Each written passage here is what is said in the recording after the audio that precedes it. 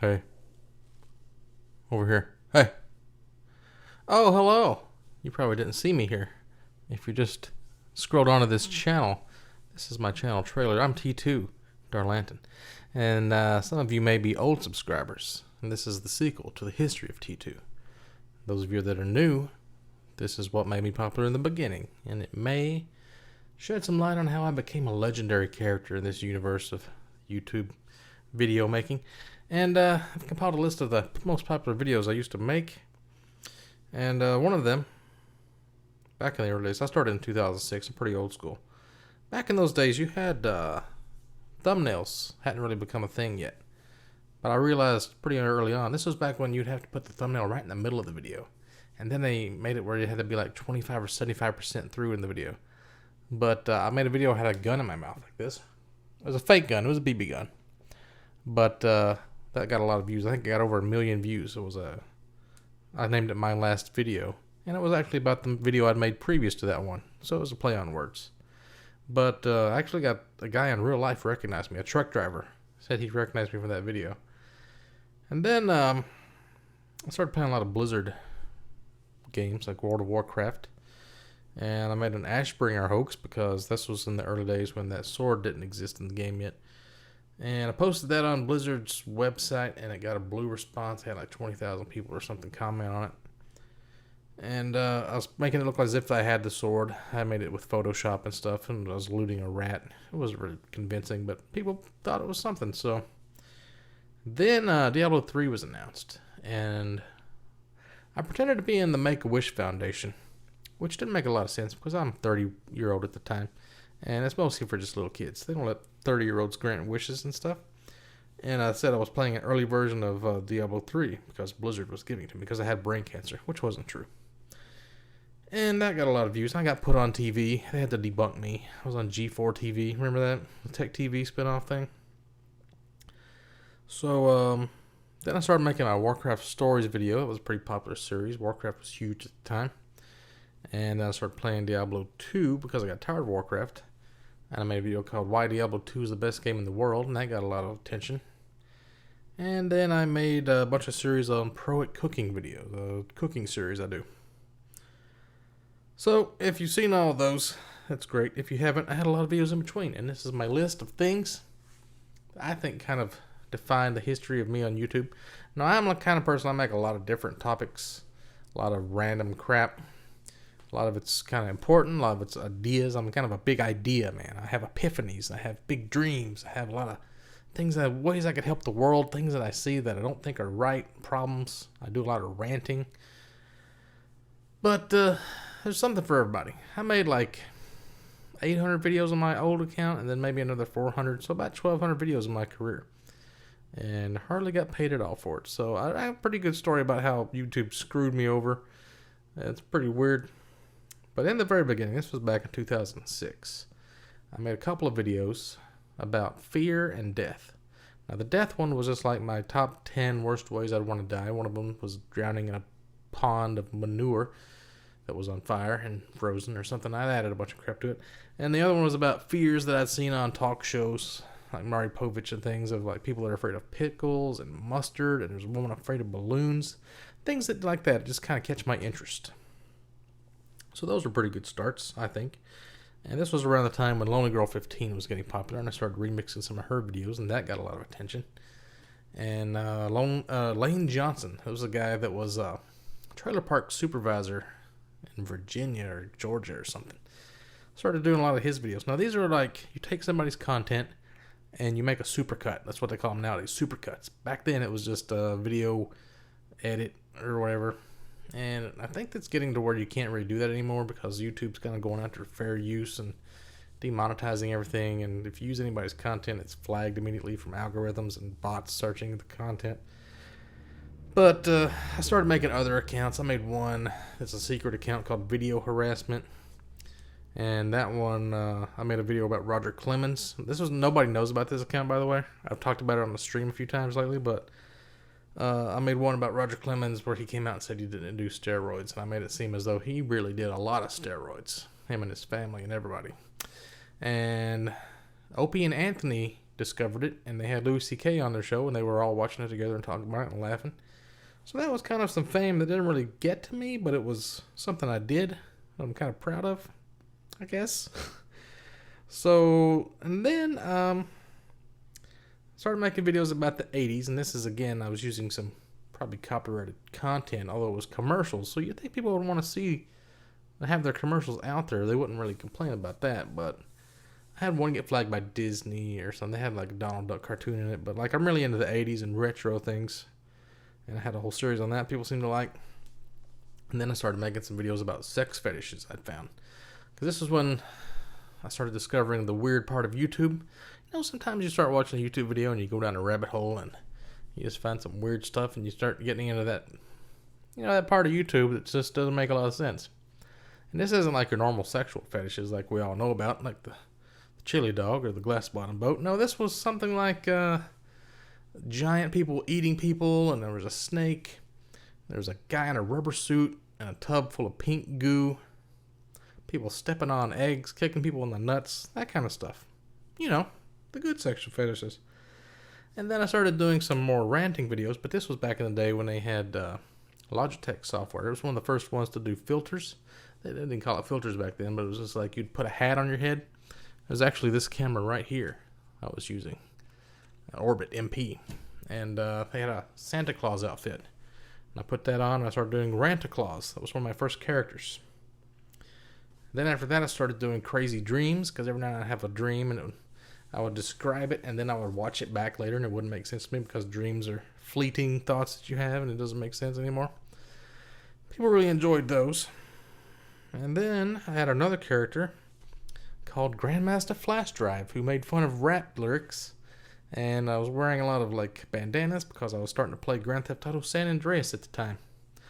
So, and then right after that, I made my last video, the suicide fake. Then I told the story about when I lost my virginity to a girl I called Tina Gilmore to protect her identity.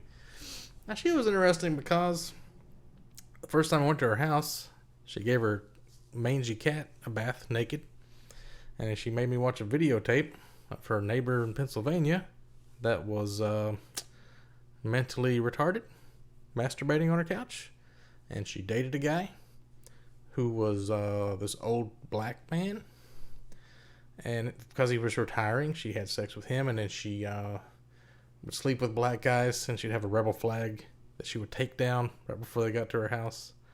And there's a sex swing at some point. There's a lot of stories. Anyway, this was like an 11-part series.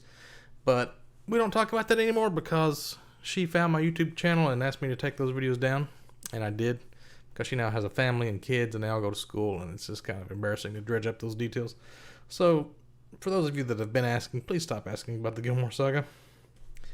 And this was in the early days. I hadn't formed my T2 army or my T2 crew yet. This was just my early friends, and we had like this weird chat room. And Bohem was popular, and some other people. And like Dr. Lemur, the guy from Australia I was friends with, and Mact, also from Australia, and this girl, Helsing X Alucard. She was from like California. So the four of us, we would all make videos. This is about the Landlord Lane time, I think. I was making remixes. We were all hanging out. Early YouTube days. And then I started making my first hater video because I was starting to get some haters, which will happen on YouTube. One of them wasn't even about haters. It was Haedrs. That was like a joke. I'm always doing pranks like that. But basically I showed haters that they're idiots because people that normally hate on people aren't very smart. And I could own them with my intellect. So it was a waste of time. And then I started making the English dictionary about British speaking, how the different words that people use in Britain. And I started comparing American food to British food. And that kind of got me into my first like pro at cooking style videos talking about food, mainly about the differences between countries. And like I started doing one where I was making ramen in my living room or something. Wasn't really a pro at cooking, but that was like the early makings of that. Then November of 2006, I did my first Warcraft story. And there was like my guild deserters I talked about. I talked about this guy Gum. I went to some secret places people didn't know about. Then I got into all the hoaxing and crap. People really love the Warcraft stories. That's what I'm mainly known for, probably. And then I kind of quit Warcraft, got tired of it, and me and my friends started playing Grand Theft Auto San Andreas. And I changed my outro to that. I guess I had known Storm and Feltzer and a bunch of other guys around that time for playing a lot of San Andreas together. And I made the spin-off channel called Evangelution, which was like a mainly atheist and religion channel. Didn't really feel like it went with my main content, so I tried to make a different channel, which probably shouldn't have done, because you can just make playlists for all that stuff now. Which is what you probably see down below if you're watching this on my channel. Different playlists for cooking and Warcraft stories and all these old classics I'm re-uploading and putting them in different playlists. So around that time, I met Stags and Petrov. Stags was a guy from Canada who told a really good story about a guy going around selling a bucket of meat. And I interviewed him in World of Warcraft as a gnome, and it was a pretty good story. And Petrov was a guy, a Russian guy from New Mexico, that we ended up going on the Japanese version of Stickam and talking to an old man about cigarettes and some girl. I think it was on regular Stickam. I don't remember what we were talking to that girl about. We did a lot of like Stickam pranks and like other video streaming sites. This was before Twitch and even before Ustream, probably. But then I had my t2darlightning.com website established around that time. And I don't know if that one had cameras or the epicbattle.net had cameras, but there's like 9 of us. We all had our own cameras embedded on the site. And Nightwolf came on and jacked it right in front of everybody. He just like after the end of the stream, left his camera going and started watching some porn. And that got pretty weird. And I had flash games on there. We had forums and we had a chat room, and it was a pretty awesome website. And some people came along and they hacked it.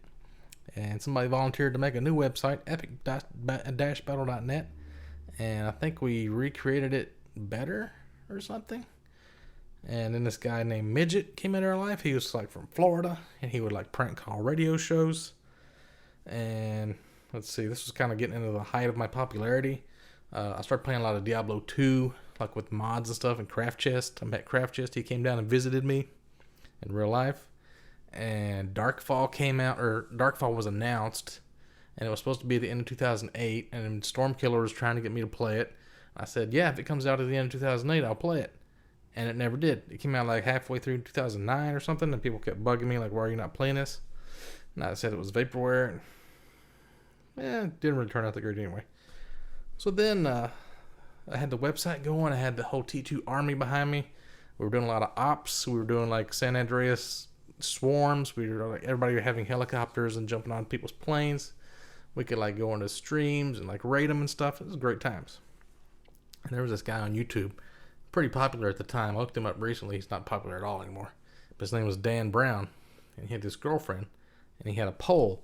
He said, wherever you guys vote the most votes, me and my girlfriend are going to move there. And I was like, San Francisco was the number 1 place, and some other places, and then like we wrote in Gay, West Virginia, this random place out in the middle of West Virginia where there was nothing interesting to do, and we wanted to like troll him and see if he would actually do it, because how would you even like have a YouTube career in the middle of this place? Probably didn't even have internet down, and it was called Gay.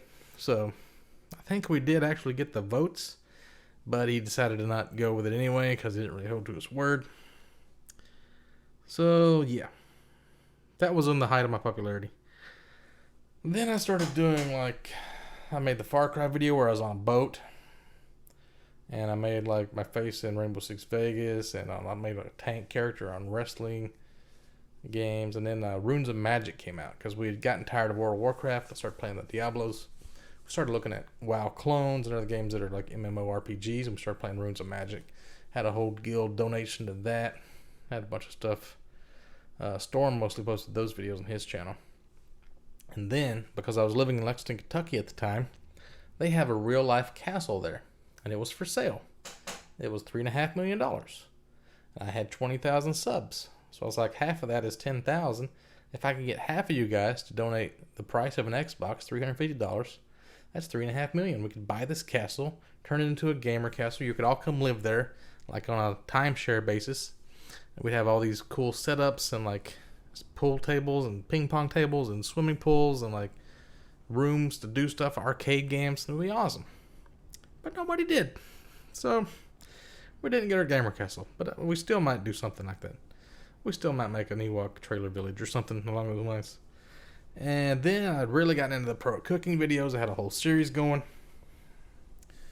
And then I started making the weekend gaming.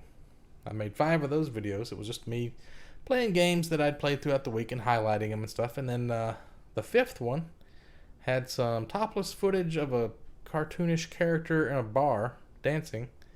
It got me banned.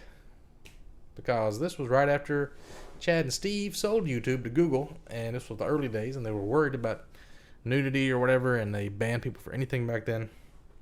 And they're just run by bots now. So you can't even get a hold of a real person to get your account unbanned. So, I don't know if it was at that point or afterwards I started streaming or posting my videos also to blip.tv. And then they kind of did the same thing, and they said only people that have like real TV shows or programs or whatever could be on here, and they kicked all the regular vloggers out. And that led to the death of YouTube and Blip, and as you know, the world has ended. And, I had a backup channel called T2 Dariantin with an I instead of an L because it looks the same.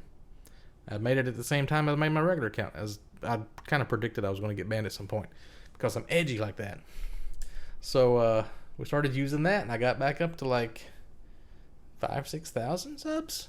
And then the email expired on that account because it was a legacy Hotmail account that I can't access anymore because I hadn't used it in a long time. So it disappeared. I immediately remade the same email address, but now Microsoft owns Hotmail, so it's on a different system. So the old legacy ones you can't even get into.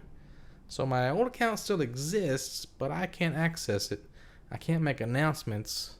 I can't tell all the old subscribers where I am now.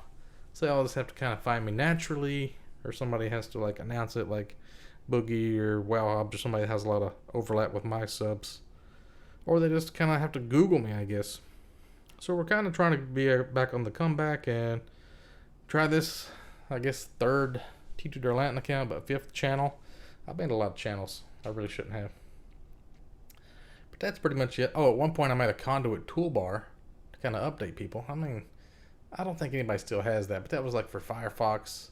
And I could like post announcements on it or whatever. I could make new links to my old friends' YouTube accounts and things on there. But man, if that worked, I could just send out an SOS on the old conduit toolbar. Let everybody know where I'm at. I have my podcast on there and everything. It's kind of like a mini version of my website, just on underneath your browser. So that's pretty much it. That's the history of T2 on YouTube. For those of you who've seen all the previous episodes of my childhood and my school days and my early 20s, that concludes. I'm 41 years old now, and here we are. This is where we are currently in the present. Now we're at the present of T2. That's not even really a video, but you get it. And if you are interested in any of that stuff, you may want to subscribe, hit the little bell. And how long is this video now? People haven't been watching this long.